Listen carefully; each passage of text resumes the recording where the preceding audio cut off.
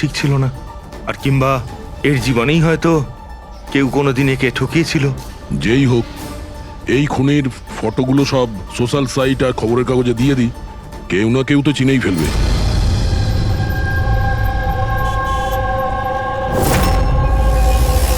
কিন্তু তন্ময় এমন কেন করবে? পুনা থেকে মুম্বাই গিয়ে, তাও কোনো অজানা মানুষের বিয়েতে। এই কেনর উত্তর তো আমরাও খুঁজে বেড়াচ্ছি। আচ্ছা, আপনারা ওকে শেষবার কখন দেখেছেন? কাল সকালেই দেখেছিলাম, যখন ও কলেজের জন্য বেরিয়েছিল। আর যখন সন্ধে পর্যন্ত ও বাড়ি ফিরল না, তখন আমি ওর সব বন্ধুদের ফোন করেছিলাম, কিন্তু কেউ জানতো না ও কোথায়। আর আজ তাহলে আপনি মিসিং কমপ্লেন লিখিয়েছেন? হ্যাঁ স্যার, এই নিতে সময় বলল যে তন্ময়ের ছবি সোশ্যাল মিডিয়াতে ঘুরছে। ও, আপনারা তন্ময়ের বন্ধু? হ্যাঁ স্যার, শেষবার কবে দেখেছিলেন তন্ময়কে? কাল দুপুর 2টোয়। ওর বিহেভিয়ার কেমন ছিল? একদম নর্মাল ছিল, কেউ বলতেই পারবে না যে ও এরকম কিছু করার কথা ভাবছে। এই এই চিরাগ আর ওর গার্লফ্রেন্ড, চেনেন এদেরকে? আগে না। আপনি? না ম্যাডাম। না ম্যাডাম। তন্ময়কে ওদেরকে চিনতো? না, আমরা জানতাম না, তন্ময় ওকে জানতো। খারাপভাবে নেবেন না, কিন্তু তন্ময়ের কোনো কিছু কি প্রবলেম ছিল? আই মিন, কোনো মানসিক সমস্যা ছিল? কোনো মেন্টাল প্রবলেম? স্যার, ওই তন্ময় আর ওর গার্লফ্রেন্ডের কিছু মাস আগে ব্রেকআপ হয়ে গেছিল। ও কিছুটা ডিপ্রেশনে ছিল। ডিপ্রেশনে ছিল? হ্যাঁ স্যার, না ভালো করে খেত, না ঘুমাতো, এমনকি আমাদের সাথেও কথা বলতো না, শুধু নিজের ঘরেতেই থাকতো। নিজের রুমে?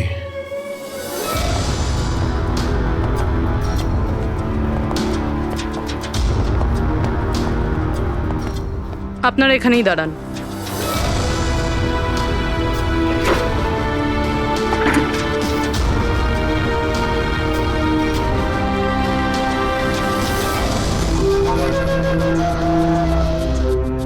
স্যার,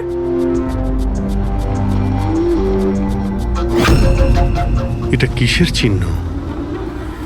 আপনারা একটু ভেতরে আসুন। এই বেডের উপরে ছাপটা দেখুন। আমি জানি না স্যার, আগে কোনোদিন দেখিনি এই চিহ্ন। স্যার, আমরাও দেখিনি। এই তন্ময় বেডে চিহ্ন এঁকেছিল, এই চিহ্নের সঙ্গে এই খুনের আবার কোনো সম্পর্ক নেই তো?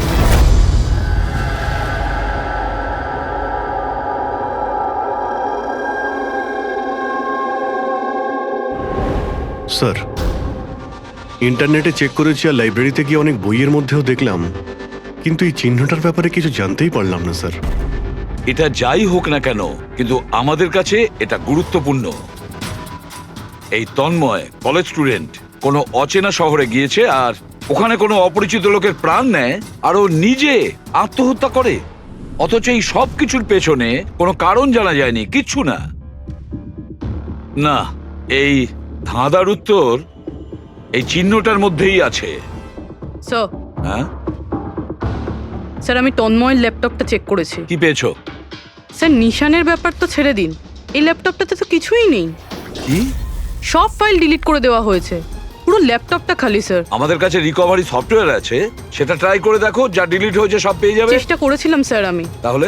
কিন্তু ফাইল এমন ভাবে ডিলিট করা হয়েছে যে রিকভারি সফটওয়্যারও এটাতে কাজ করছে না। এটাই বুঝতে পারছি না, তন্ময় ডিলিট করেছে নাকি অন্য কেউ করেছে। অভিজিৎ, সে যেই হোক না কেন, সে জানতো যে তন্ময়ের মৃত্যুর পর ল্যাপটপটা আমাদের কাছে আসবে, সেই জন্য সব প্রমাণ মুছে দিয়েছে। স্যার, হ্যাঁ, এই দেখুন স্যার, বিয়ে বাড়িতে নিমন্ত্রিত একজন তার নিজের মোবাইল ফোন দিয়ে এটা রেকর্ড করেছিল। মাই গড, স্যার এ মারা যাওয়ার আগে চোখ বন্ধ করে কি যেন বিড়বিড় করছিল। হ্যাঁ ফেডরিক, আবার একটু চালাও তো, স্লো মোশনে। হ্যাঁ, যে এরকম একটা কিছু বললো না? স্যার জান, ও জান বলছে স্যার। তারপরে আচ্ছা, তন্ময় কার নাম করছিল? জান? জান নাকি যে দিয়ে শুরু অন্য কোনো নাম?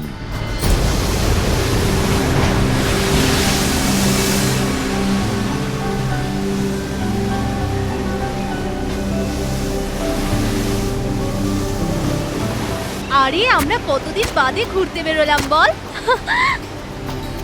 ওহো,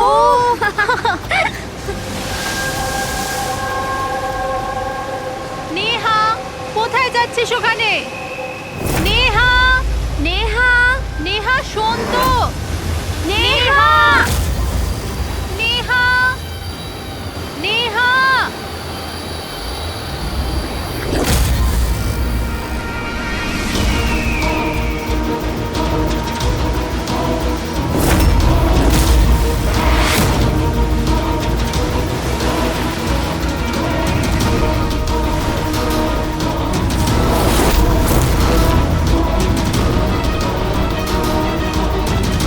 নেহা, আপনি আমাকে চেনেন?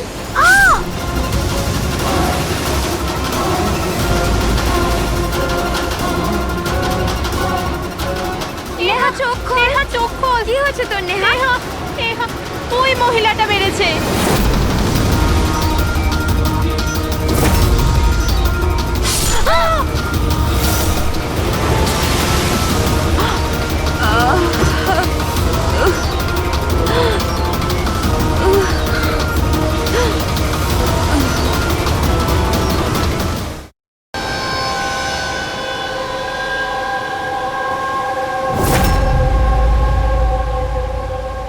পঙ্কজ, ওই দিকটা চেক করো।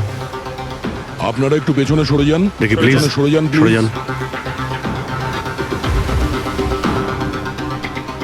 পিছিয়ে যান আপনারা, সবাই পিছিয়ে যান প্লিজ। আচ্ছা, এই লাশটাকে প্রথম কে দেখেছিল? আমরা দেখেছি আপনারা কি? স্যার, আমরা নেহার বন্ধু। এখানে ঠিক কি হয়েছিল বলুন তো? আমরা তিনজন আর নেহা বিচে ঘুরতে এসেছিলাম। ওই যে মহিলাটি আছে না, ওই আন্টি হঠাৎ করে এলো আর ছুরি মেরে দিল ওকে। ছুরি মেরে দিয়েছে? আপনি স্যার আমি নেহার বয়ফ্রেন্ড বিশাল। এই সব আপনাদের সামনে হয়েছে আর আপনারা এটা বাধা দেওয়ার চেষ্টা করেননি? এসব এমনই হঠাৎ হলো যে আমরা কিছু বুঝতেই পারিনি। ওই মেয়েটা কে ছিল যে ছুরি মেরেছে? আমরা একদম চিনি না ওনাকে, আর নেহাও চেনে না ওনাকে। আচ্ছা, আপনারা কেউ দেখেছেন এনাকে? স্যার, স্যার, স্যার এরা বলছে যে এরা এনাকে চেনে। আপনি এই মেয়েটাকে চেনেন? হ্যাঁ স্যার, এর নাম সোনিয়া। আমরা যে যোগা ক্লাসে যাই, এও সেখানে যেত। এ অনেকবার আমার কাছে নিজের পরিবার, বাচ্চাদের আর ঘরবাড়ির কথা বলেছে। অদ্ভুত ব্যাপার তো। একজন গৃহবধূ কাউকে খুন কেন করবে? সেটাও আবার দিনে দুপুরে, এতগুলো লোকের সামনে। তারপর নিজে ছুরি দিয়ে প্রাণ দিয়ে দিয়েছে। স্যার, এই কেসটা তো অনেকটাই তন্ময়ের কেসটার মতনই লাগছে। হ্যাঁ, সিমিলারিটি আছে, কিন্তু দুটো কেসের মধ্যে কোনো সম্পর্ক আছে কিনা সেটা পরেই জানতে পারা যাবে। আচ্ছা, এখানে বিচে আসার আগে কিংবা খুন করার আগে কেউ সোনিয়াকে দেখেছিলেন? হ্যাঁ স্যার, আমি এখানে হাঁটাচলা করছিলাম, আমি ওই মহিলাকে দেখেছিলাম। ওর হাতে কিছু ছিল যেটাকে ও বারবার দেখছিল। ওনার হাতে কি ছিল? স্যার, ওটা আমি পরিষ্কার করে দেখতে পাইনি। স্যার, বডির কাছে তো কিছুই পাইনি। হয়তো অ্যাটাক করার সময় কোথাও পড়ে গেছে, হয়তো কোথাও ফেলে দিয়েছে বা কোথাও লুকিয়ে রেখেছে। ডাস্টবিনটা একবার দেখে নিই।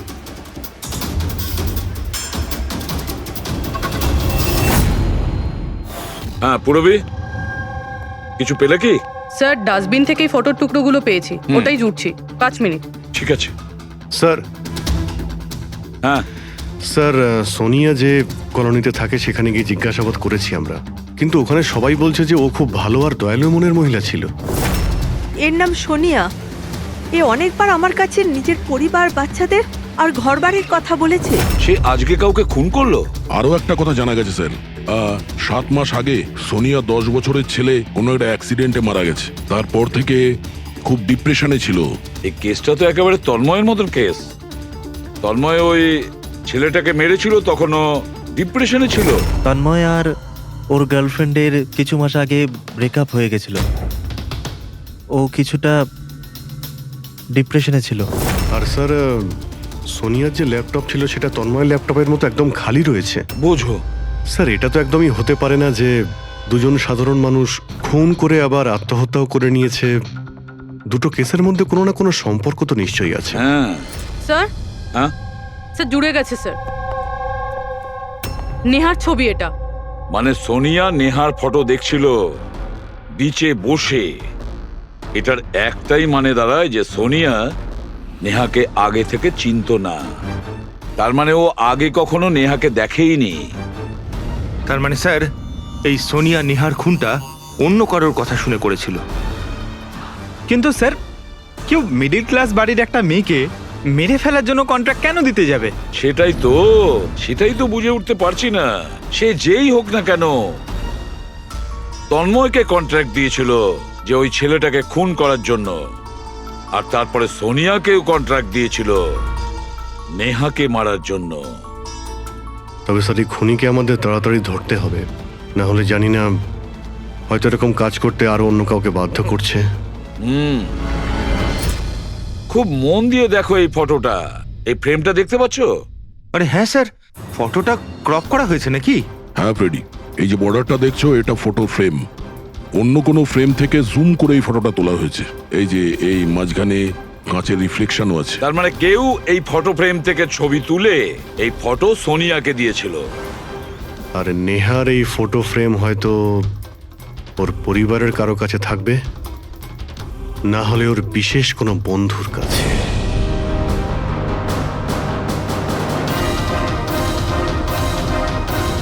স্যার, দুজন বন্ধুর বাড়িতে তো কিছুই পাইনি। নেহা 3 নম্বর বন্ধুর বাড়িতে দেখা যাক।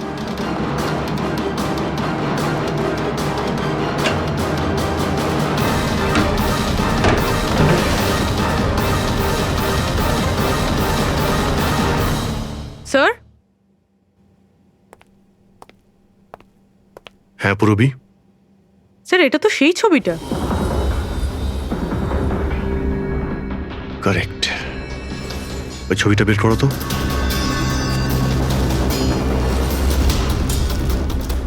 ফ্রেমটাও এটাই, আর এই ছাদের রিফ্লেকশনও এতে দেখা যাচ্ছে।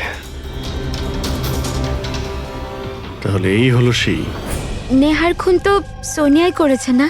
তো আমাদের সবাইকে কেন ডাকা হয়েছে? যদিও নেহাকে খুন সোনিয়াই করেছে, কিন্তু নেহাকে খুন করার জন্য সোনিয়াকে অন্য কেউ কন্ট্রাক্ট দিয়েছিল, অন্য কেউ। আর সেই অচেনা ব্যক্তি এখন এই মুহূর্তে উপস্থিত আছে আমাদের মাঝে। কেউ? সে তুমিও হতে পারো। তুমি তুমি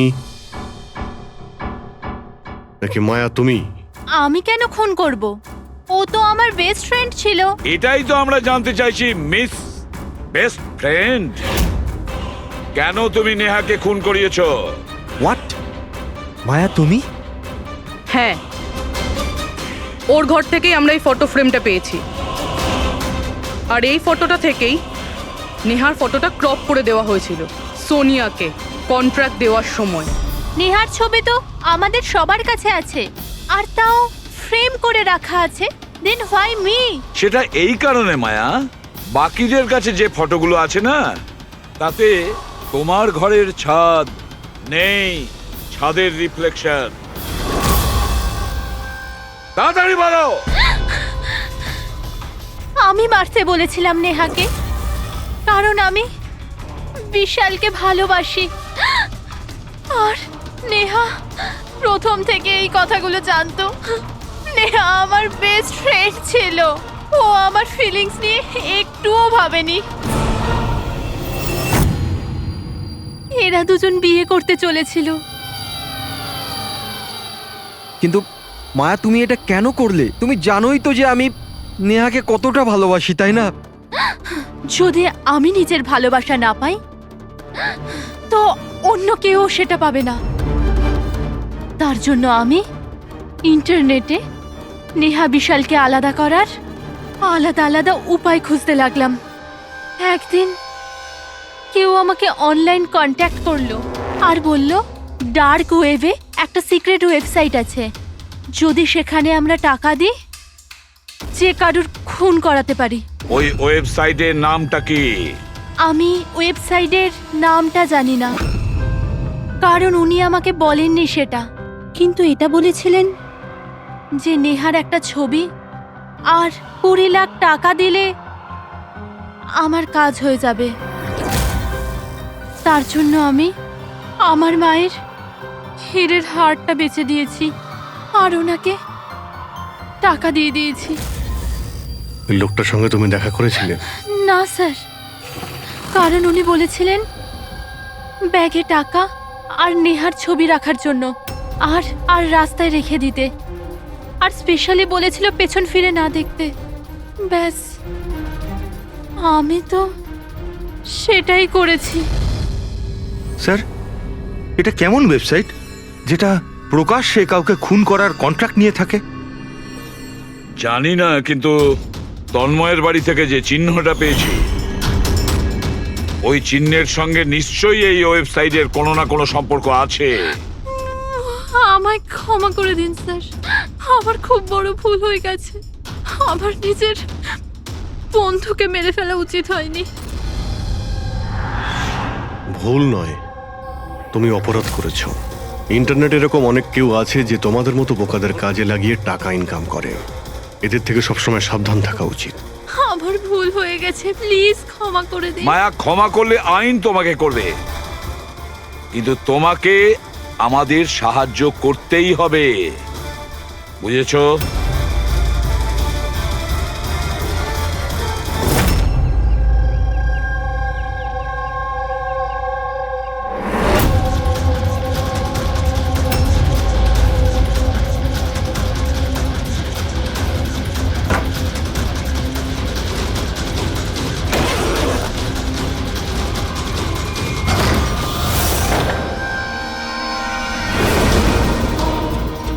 তোমার কি মনে হলো এই পুরো টাকা একাই খরচা করবে?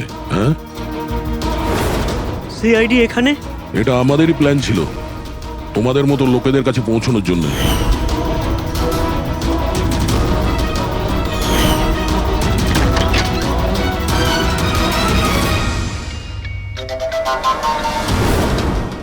এই, এই ভাই, কি কি আছে? ছিল এ? মুখ খোল, মুখ মুখ খোলো। খোল। মুখ খোলো। এই এ তো মরে গেল। স্যার, এর নিশ্চয়ই কোনো বস আছে স্যার, ওই ওয়েবসাইটের, যারা মানুষকে মারার কন্ট্রাক্ট নেয় স্যার। ও, মনে হচ্ছে এই ভয়েই ও আত্মহত্যা করে ফেললো। একটু দেখো এখানে কিছু পাওয়া যায় কিনা।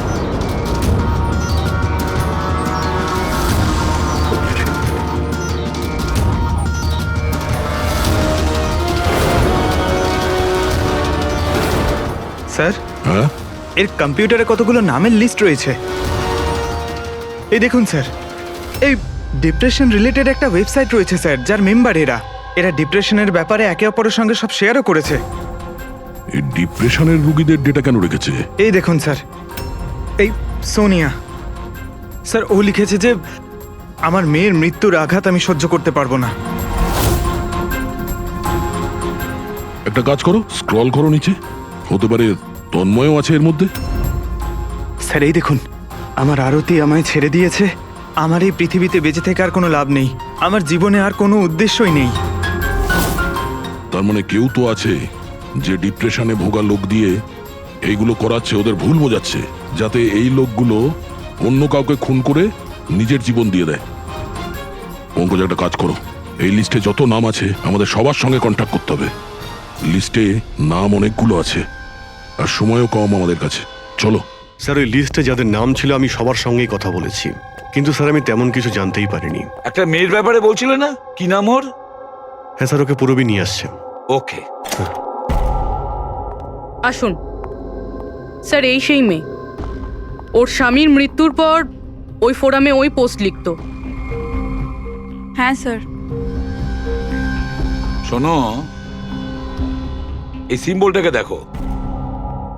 স্যার এটা তো ওই চিহ্নটাই যেটা ওই দেখুন, আপনি ভয় পাবেন না।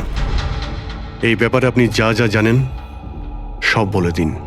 স্যার অ্যাকচুয়ালি কিছু সপ্তাহ আগে আমার কাছে একটা মেল আসে, যেটায় লেখা ছিল যে কেউ একটা ওয়ার্কশপ করছে, যেটায় তারা ওই লোকগুলোকে সাহায্য করতে চেয়েছিল যারা নিজের কাউকে হারিয়েছে। ও, তো ব্যাস, আমি ওই ওয়ার্কশপের জন্য হ্যাঁ বলে দিয়েছিলাম। তারপরে? তার কিছু সপ্তাহ বাদেই পোস্টে একটা চিঠি আসে, আর আমি ওই ওয়ার্কশপের জন্য বেরিয়ে পড়ি। আর তারপর ওরা আমায় ভ্যানে করে নিয়ে যায়, যেটা একটাও জানলা ছিল না। তারপর আমি একটা অদ্ভুত জায়গায় পৌঁছলাম, আর তারপর ওই ঘরেই আমি এই চিহ্নটা দেখি। এই দুনিয়া একটা নদীর মতো, একটা সমুদ্র, দুঃখের সমুদ্র। আমরা সবাই এখানে সুখের সন্ধানে ঘুরছি, যখন আমাদের একটাই আসল উদ্দেশ্য হলো দুঃখ ভোগ করা। কিন্তু কোনো ব্যাপার নয়, আমি তোমাদের মতো হারিয়ে যাওয়া মানুষদের এই অন্ধকার থেকে দূর ওই আলোতে নিয়ে যাব। আমি তোমাদের সবাইকে শেখাবো যে কিভাবে এই দুঃখের সমুদ্রে খুশির নৌকা চালাতে হয়। তাহলে বলো, তোমরা আমার সাথে আছো? হ্যাঁ আছি। তোমরা সবাই জানেশের সাথে আছো? হ্যাঁ আছি। তাহলে মারা যাওয়ার আগেই তন্ময় এরই নাম নিচ্ছিল স্যার। জান, এমন একটা লোক যে মানুষের মধ্যে অন্ধবিশ্বাস ছড়াচ্ছে, আর লোকে ওকে ভরসাও করছে, বিশ্বাসও করছে। স্যার খুব তাড়াতাড়ি ওকে আমাদের ধরতেই হবে। কোথায় নিয়ে গিয়েছিল তোমাকে? তোমার কিছু মনে আছে? না স্যার, ওই ভ্যানে একটাও জানলা ছিল না, তাই আমি কিছু দেখতে পাইনি। অভিজিৎ, এই লিস্টে যতজন লোক আছে সবার সঙ্গে কন্ট্যাক্ট করো। জানি না ওদের পরের শিকার কে হবে আর কে হবে খুনি।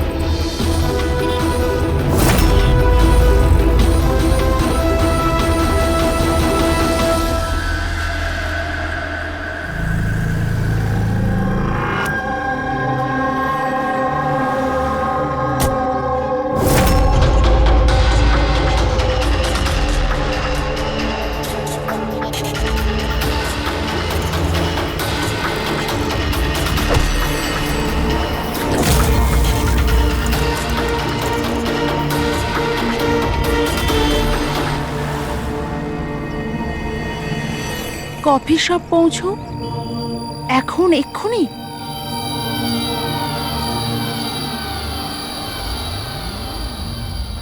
আচ্ছা, ওরা তোমায় কোথায় নিয়ে গিয়েছিল কত দূরে, কোথায়, কিছু কিছু মনে আছে তোমার? এত সপ্তাহ হয়ে গেছে যে আমার কিছুই ভালো করে মনে নেই। কিন্তু তোমার কিছু তো মনে আছে, ওখানে যেতে কতটা সময় লেগেছিল? আই থিঙ্ক আধ বা 1 ঘন্টা অ্যাপ্রক্সিমেটলি লেগেছিল। ও সরি সরি। স্যার, আমার আরেকটা জিনিস মনে পড়েছে, যে রাস্তা দিয়ে ওই ফ্যানটা যাচ্ছিল ওই রাস্তা অনেক গর্ত ছিল, আর ট্রেনের আওয়াজও শুনতে পেয়েছিলাম আমি। আচ্ছা, আর যখনই ট্রেনের আওয়াজটা শুনতে পেয়েছিলাম তার কিছুক্ষণ বাদেই ভ্যানটা থেমে গেছিল। তাহলে তো আমরা সঠিক রাস্তাতেই এসেছি। এই নাও কফি খাও। আপনি আমাকে এখানে ডেকেছেন?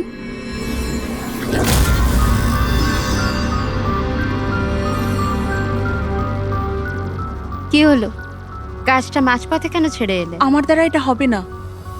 একটা নিরীহ বাচ্চাকে অনাথ করতে চাই না। আমি না কারোর প্রাণ নেব আর না নিজের প্রাণ দেব। জেনিসকে দেওয়া কথা এত সহজেই তুমি ভুলে গেলে? দুঃখ থেকে তুমি মুক্তি পেতে চাও না? আমি এটা খুব ভালো করে বুঝতে পেরেছি। দুঃখের থেকে মুক্তি পেতে নিজের প্রাণ নয়, বরং জীবনের সমস্যা থেকে লড়াই করে পাওয়া যাবে। এই জন্য আমি ভেবে নিয়েছি, আমি আমার জীবনে নতুন করে বাঁচতে চাই।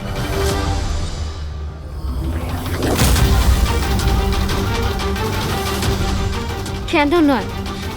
জেনিসও তো এটাই বলতে চেয়েছিল যে সব মানুষের নিজের জীবনে নিজে চলার মতো অধিকার আছে। আমি তোমাকে টাকা দেব একটা নতুন শহরে নতুন জীবন শুরু করার জন্য। সত্যি? Thank you so much. শুধু থ্যাংক ইউ এ কাজ চলবে না, তোমার আমাকে কফিও খাওয়াতে হবে। আমি তোমাকে কফি খাওয়ালাম না, এবার তোমার পালা। কেন নয়? Waiter, yes ma'am. একটা কফি।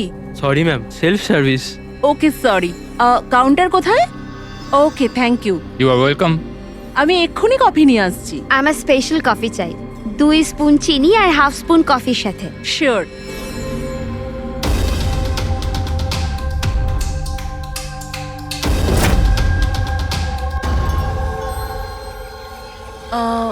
এক কাপ কফি, মিল্ক 1 চামচ চিনি। কি বলেছিল জিজ্ঞেস করি।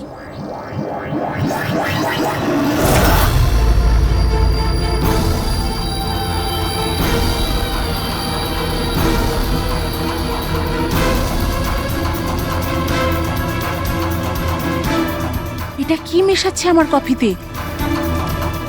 নিশ্চয়ই এটা বিষ হবে। এরা এত তাড়াতাড়ি আমাকে মুক্তি দেবে না মনে হয়।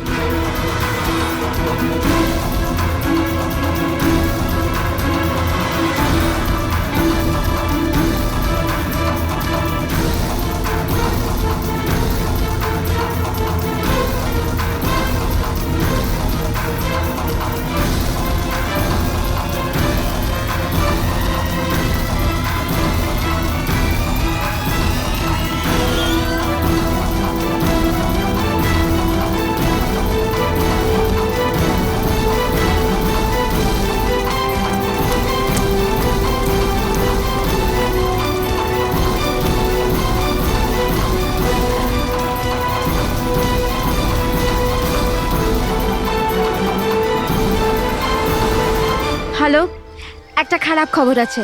মিশন ফেল হয়ে গেছে। ওই মেয়েটা পালিয়ে গেছে। কোনো ব্যাপার নয়, দুনিয়াটা এত বড় নয় যে কেউ জানাসের হাত থেকে পালাবে। সবাইকে কাজে লাগিয়ে দাও, প্রত্যেককে মেসেজের সাথে একটা করে ফটো পাঠিয়ে দাও। আর হ্যাঁ, 1 ঘন্টার মধ্যে আমি ভালো খবর শুনতে চাই। খারাপ খবর নয়, অনন্যার মৃত্যুর ভালো খবর। স্যার, এই রেলওয়ে ট্র্যাক্সের কাছে তো এটাই শেষ জায়গা। বেশিরভাগ সময় শেষ জায়গাতেই সাফল্য পাওয়া যায় পূরবী।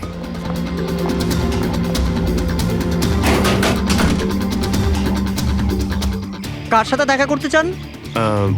এই ফার্ম হাউসের মালিককে। মালিক তো বিদেশে থাকে, আমি এখানকার কেয়ারটেকার। তাহলে ফার্ম হাউসটা একবার দেখে নি।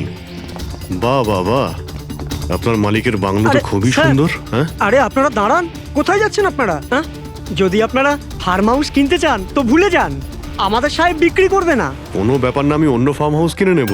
আচ্ছা, এখানে কি আশেপাশে আছে কোনো খালি বাড়ি বা কোনো ফার্ম হাউসের মতো? স্যার, 15 মিনিট এগিয়ে গেলে একটা ফার্ম হাউস আছে, ফাঁকাই থাকে। পারলে আপনারা দেখে নিন। জেনিস জেনিস জেনিস জেনিস জেনিস জেনিস থ্যাংক ইউ। স্যার স্যার এটাই ওই জায়গা, এই লোকটা ওই রিংটাই পড়ে আছে।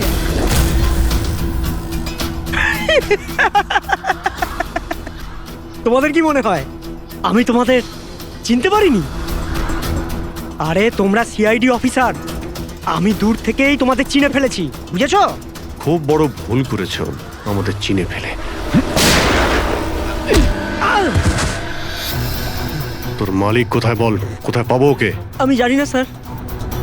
ওর পার্টি কোথায় হয়? নিচে এখানকার হল ঘরে হয় স্যার। এর পরের টার্গেট কে? আমি জানি না স্যার। তোরা কাকে খুন করতে চলেছিস? বলছি স্যার, বলছি।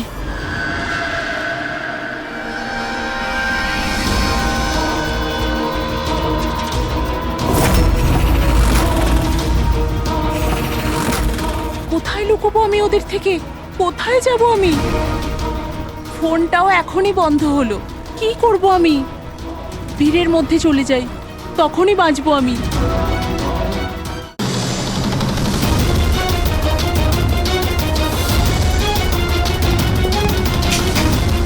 Hello madam. এক্সকিউজ মি, আমার আপনার ফোনটা চাই। দেখুন আমার প্রাণের বিপদ আছে। বিপদ আছে? কিসের বিপদ? দেখুন আমার কাছে সময় খুব কম, প্লিজ আপনার ফোনটা দিন।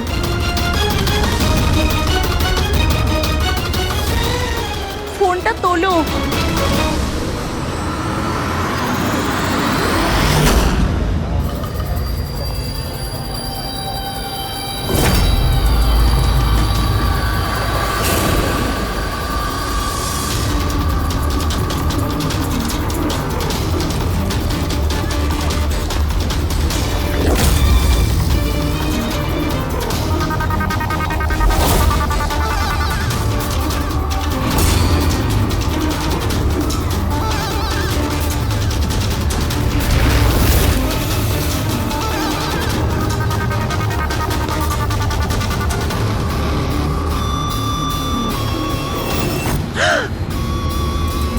কি হয়েছে বাবা, এত ঘাবড়ে কেন আছো? আমাকে কেউ মারতে চায়। মারতে চায়? তুমি ভয় পেও না, আমি এখনই সিআইডি কে ফোন করছি। তুমি এখানে কোথাও লুকিয়ে পড়ো।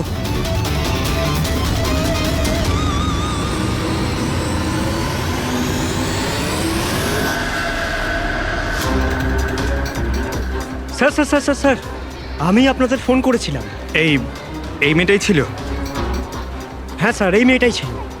মেয়েটা কোথায়? স্যার একটু আগে তো এখানেই ছিল, এখন জানি না কোথায় গেল। Thank you. হ্যাঁ। চলো আমরা খুঁজে দেখি।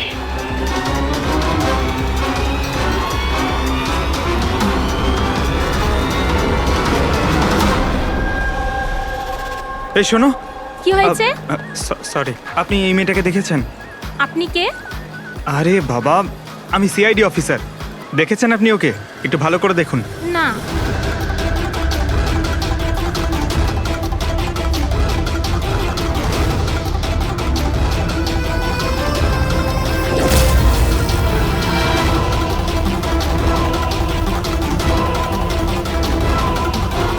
স্যার, কেউ দেখেনি স্যার। গেল কোথায় ও? এক্সকিউজ মি, আপনারা কি সিআইডি থেকে? হ্যাঁ, আমি একটা মেয়েকে দেখলাম, ওর প্রাণের ঝুঁকি আছে। কোথায় ওই মেয়েটা? ও এক্ষুনি বাইরের দিকে গেল।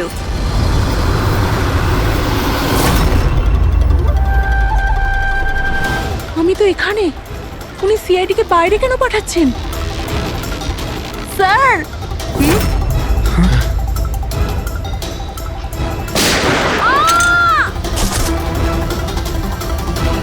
তুমি ঠিক আছো? ওর কার হয়ে কাজ করো তুমি? জানিস কোথায় আছো? হ্যাঁ, তোমরা ওকে আসল জীবনে কেন কখনো স্বপ্নেও খুঁজে পাবে না। তাই স্বপ্নেও পৌঁছাতে পারবো না?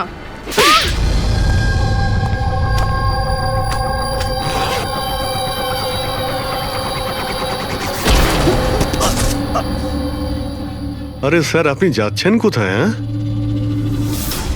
আপনার সঙ্গে আমরা দেখা করতে এসেছি আর আপনি চলে যাচ্ছেন? বলুন না, দুঃখের চিকিৎসা কি? দুঃখের চিকিৎসা মেকআপ সরিয়ে আসল চেহারাতে ফিরে আসা। কি ঠিক বললাম তো? খুব ভালো অ্যাক্টিং করো তো বন্ধু তুমি, হ্যাঁ? তোমার তো বেস্ট অ্যাক্টর অ্যাওয়ার্ড পাওয়া উচিত। একজন কলেজ স্টুডেন্ট হয়েও তুমি বুড়োর এত ভালো অ্যাক্টিং করছো। ঠিক বলছি তো মিস্টার আমান?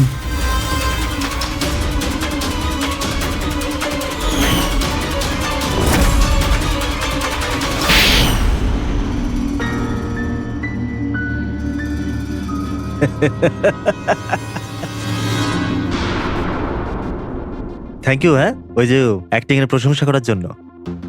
আমি শুধুই কলেজ স্টুডেন্ট নয়, আমি একজন সাইকোলজি স্টুডেন্টও। অনেক বই পড়েছি মানুষদের অন্ধবিশ্বাস নিয়ে। হ্যাঁ, তো ওদের স্রেফ ওটাই শোনাও যা ওরা শুনতে চায়। ব্যাস ব্যাস, একবার ওদের দুর্বল জায়গা হাতে চলে আসলে না, ওদের দিয়ে সবকিছু করানো মুশকিল নয়। ওগুলো আমরা সব জানি, কিন্তু তুমি ওদের দিয়ে কাউকে খুন কি করে করালে, আর পরে আত্মহত্যাও করলো? এটা বেশি মুশকিল ছিল না। এই যে সন্ত্রাসবাদীরা হয় না, হয়তো ওরাও এটাই করে।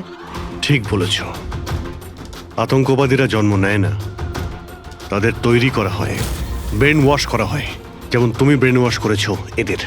হ্যাঁ, আমি সবার প্রথমে ডিপ্রেসড লোকেদের লিস্ট করেছি। কেউ নিজের গার্লফ্রেন্ডের চলে যাওয়ার কারণে ডিপ্রেসড ছিল, কেউ নিজের ছেলের মৃত্যুতে দুঃখী ছিল, ইত্যাদি ইত্যাদি। সো ওদের ভেতরে প্রথমেই আত্মহত্যার লুকোনো আগুন ছিল। ব্যাস, আমি তো ওই লুকোনো আগুনের ফায়দা তুলেছি, আর সেটার সুযোগ নিয়ে তুমি নিজের কাজ হাসিল করেছো। আমি তো শুধু ওদের এটাই বিশ্বাস করিয়েছিলাম যে ওই বেচারাদের সাথে ভুল হয়েছে, আর ওদের শুধু আমি ন্যায় বিচার দেব। কিন্তু এরা সবাই তো পড়াশোনা করা লোক ছিল, যারা সঠিক কি ভুল কি তার পার্থক্য বোঝে। তাহলে ওদের দিয়ে কি করে করালে খুব? আরে মুশকিল কি স্যার, এখন ওই সোনিয়ার কথাই ভাবুন না। ওর ছেলের মৃত্যু একটা অ্যাক্সিডেন্টে হয়েছিল, তো আমি ওকে শুধু এটাই বিশ্বাস করেছিলাম যে এমন পৃথিবীতে অনেক লোক আছে যারা এরকম কাজ করে আরামে বেঁচে আছে। তাই আমি সোনিয়াকে এটাই বলেছিলাম যে ওর জীবনের স্রেফ একটাই উদ্দেশ্য, যে এই সব লোকেদের মধ্যে একজনকে মেরে দিক, আর ও পরের জন্মে গিয়ে ছেলের সাথে দেখা করতে পারবে। তারপর কি হলো, ও প্রথমে নেহাকে খুন করলো, আর তারপর নিজেকেও মেরে দিল। ব্যাস স্যার, এভাবেই সোনিয়ার মতো অনেককেই আমি মিথ্যে প্রতিশ্রুতি, মিথ্যে আশা দিলাম, আর যেটা আমি চাইছিলাম সেটাই ওদের দিয়ে করালাম। আমি জানতাম এই কাজে অনেক টাকা, তো ধরা না পড়ে যায়, এই জন্য আমি ডার্ক ওয়েবে সুপারি নেভার ওয়েবসাইট বানালাম, আর আমি সফলও হলাম। আচ্ছা, আপনারাই বলুন, আপনারা এরকম কত কলেজ স্টুডেন্টকে জানেন যারা এই বয়সে, আমার বয়সে, কোটিপতি হয়ে গেছে? তুমি কতজন কলেজ স্টুডেন্টকে চেনো যারা এই বয়সে জেলের কাল কুঠুরির মধ্যে বসে ফাঁসির জন্য অপেক্ষা করছে? তাদের মধ্যে তুমি একজন। লোকে চোখের জল মোছানো, তাদের দুঃখে তাদের সঙ্গে থাকা ভালো কাজ, কিন্তু এই ভালো কাজেও তুমি লোভের বীজ ঢুকিয়ে দিয়েছো। আশা করি যে তোমাকে দেখে লোক শিক্ষা নেবে, আর কোনো অন্ধবিশ্বাসে বিশ্বাস করবে না। তুমি যা করেছো তার শাস্তি তো তোমায় ভোগ করতেই হবে।